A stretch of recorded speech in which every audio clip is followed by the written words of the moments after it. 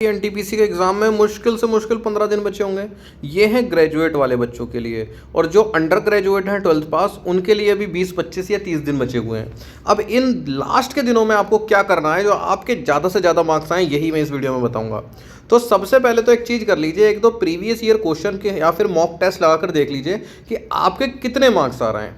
अगर आपके 50 के नीचे आ रहे हैं तो या तो फिर मतलब आपकी तैयारी बिल्कुल ही डब्बा गोल है। 50 के ऊपर आ रहे हैं तब आपके चांसेस हैं कि आप CBT 1 पास कर जाएंगे।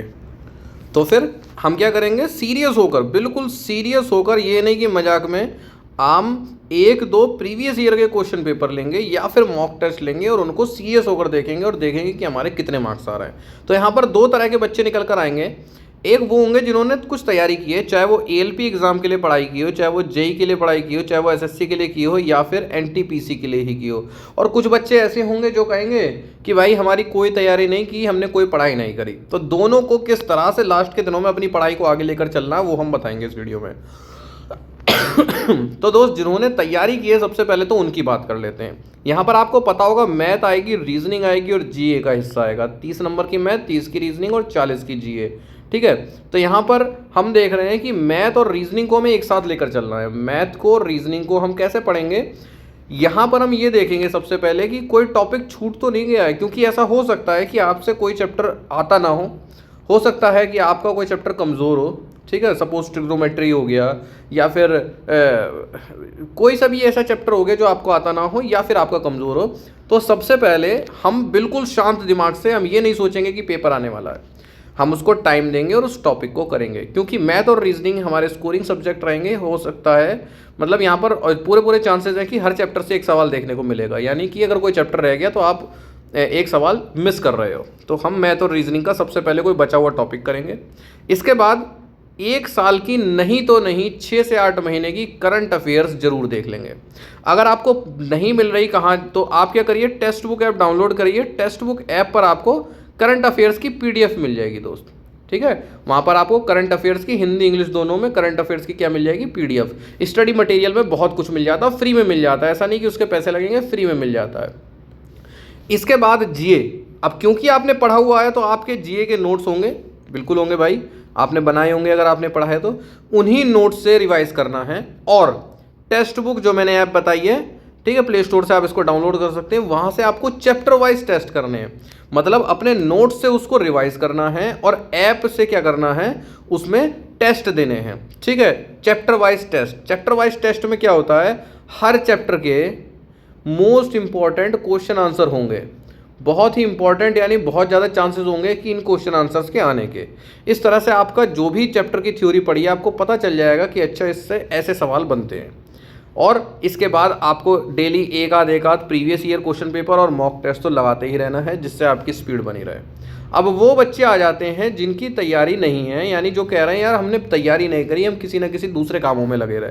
तो सबसे पहले तो ये दोस्त, आप मैथ और रीजनिंग को किस तरह से कर सकते हैं। आप मैथ और रीजनिंग, सब सिलेबस होगा भाई, लगभग 20 चैप्टर है मेरे हिसाब से मैथ में और 20 चैप्टर हैं रीजनिंग में।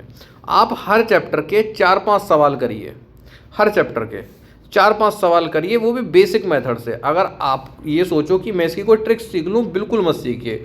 जो तरीका आपको आज तक आपके स्कूल कॉलेज में सिखाया गया है उसी मेथड से आप हर चैप्टर के 4-5 सवाल कर लीजिए। मैं समझता हूँ कि अगर आप सिर्फ 5 सवाल करेंगे या 6 सवाल करेंगे किसी एक चैप्टर के, तो आप एक दिन में 10-10 चैप्टर निपटा देंगे या ज़्यादा भी निपटा देंगे। ठीक है, यानी कि आपको मतलब एक्सपर्ट नहीं बनना है और आपको 0 बटा लड्डू भी नहीं रहना है। आप 4-5 सवाल करने का मतलब है कि आपको इतना ज्ञान हो जाए कि आप उस चैप्टर का एक नॉर्मल साधारण सा सवाल अगर आता है तो उसको सॉल्व कर लेंगे। आपके दिमाग में कन्फ्यूज़न नहीं रहना चाहिए, यानी कि एक तरह से आपको हर चैप्टर रिवाइज हो जाएगा। कन्फ्यूज़न नहीं रहेगा कि अच्छा इसका क्या फॉर्मूला था या फिर इसमें प्लस होता या फिर माइनस। इसलिए 4-5 सवाल मैथ से हर चैप्टर के, 4-5 सवाल रीजनिंग से हर चैप्टर के आपको करने हैं। ठीक है, 4-5 का मतलब है एक, मतलब आइडिया सा हो जाए। ठीक है, कोई चैप्टर आपको बहुत अच्छे से आता हो तो 2-3 सवाल ही बहुत हैं, रिवाइज हो जाएगा। ठीक है, कुछ चैप्टर पढ़ के ही आपको आइडिया लग जाएगा कि यार इसके 2-3 और कर लेता हूँ, कोई दिक्कत नहीं है उसमें, आप थोड़ा समय दीजिए। इस तरह से हम मैथ को आगे लेकर चलेंगे तो हम उसमें ना एक्सपर्ट बन पाएंगे ना जीरो बटा लड्डू रह जाएंगे।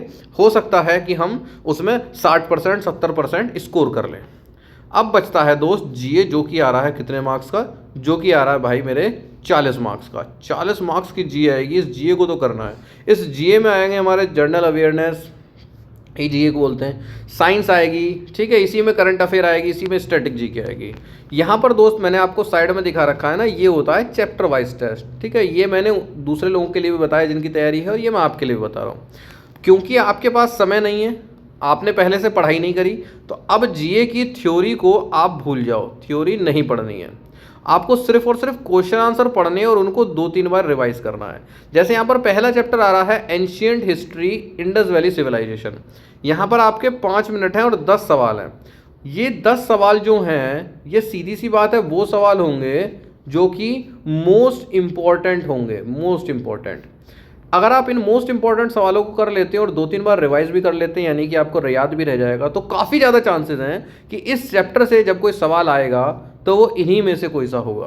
अब ऐसा भी हो सकता था कि आप इस चैप्टर की अलग से थ्योरी पढ़ते, कई घंटे लगाते, और शायद जो सवाल आना होता वो आपको मतलब उस पर ध्यान नहीं देते, परंतु हम थ्योरी पर समय इस समय ना देते हुए हम डायरेक्ट सवालों पर अपना समय दे रहे हैं और उनको रिवाइज भी कर रहे हैं। जैसे अगला आया वैदिक एज, यहाँ से भी 10 सवाल आ गए, तो ये 10 सवाल वो होंगे जो कि मोस्ट इंपॉर्टेंट होंगे, और जब आप इनका आंसर पढ़ेंगे ना तो उनके साथ एक्सप्लेनेशन भी होता है, तो एक्सप्लेनेशन में आपको वो पूरा टॉपिक क्लियर हो जाएगा। यानी कि 10 मिनट यहाँ पर दिए हुए हैं, आप मान लीजिए आंसर भी पढ़ेंगे, एक्सप्लेनेशन भी पढ़ेंगे, और इनको चाहो तो नोट भी कर सकते हो, तो एक चैप्टर आप 10 से 20 मिनट के अंदर निपटा दोगे। मुझे पता है कि आप 10 से 20 मिनट के अंदर निपटा दोगे।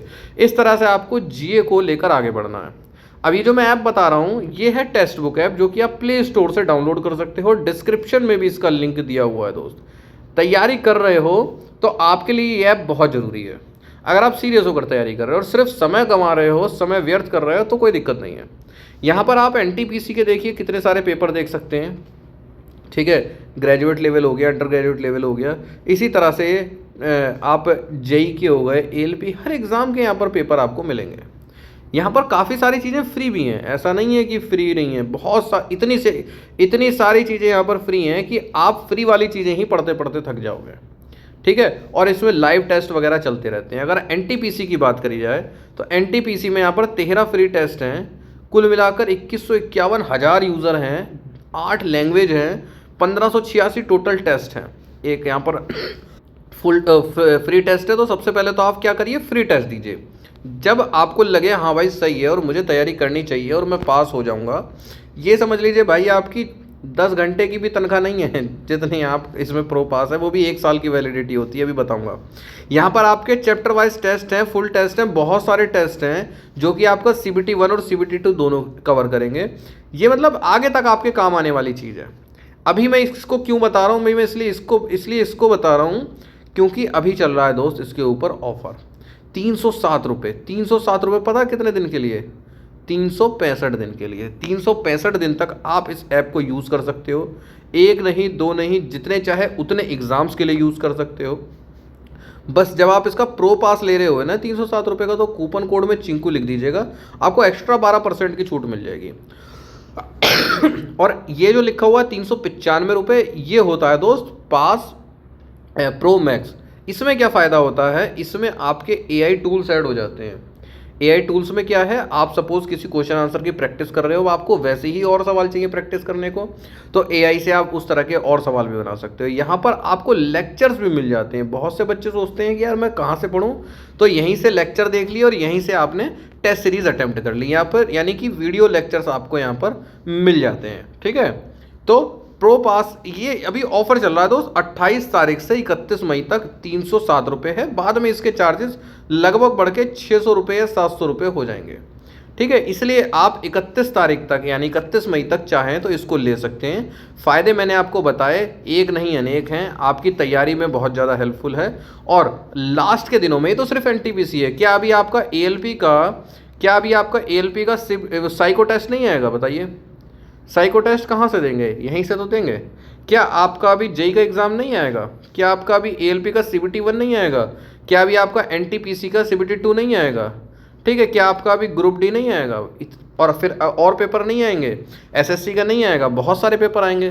तो एक बार अगर आपने पास प्रो ले लिया तो फिर आप 365 दिन तक उसको यूज़ कर सकते हैं, और मुझे लगता है 1 साल के अंदर अंदर आपका सिलेक्शन हो जाएगा। मैंने भी ख़रीदा था, पर्सनली मैं बताऊं आपको, मैंने भी ख़रीदा था, मुझे काफ़ी एग्ज़ाम्स में हेल्प भी मिली थी, साइको की भी मैंने तैयारी यहीं से करी थी।